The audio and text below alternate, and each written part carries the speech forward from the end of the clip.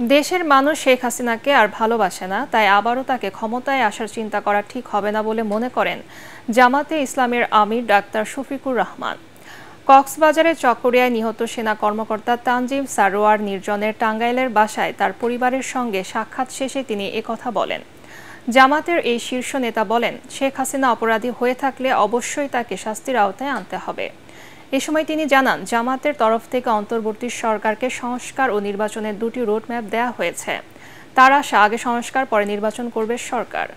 পরে তানজিমের বাবা সারোয়ার জাহান, মা শাহনাজ খান ও বোন তাসনুভা সারোয়ার সূচিকে সাথে নিয়ে দোয়া করেন ডাক্তার শফিকুর রহমান।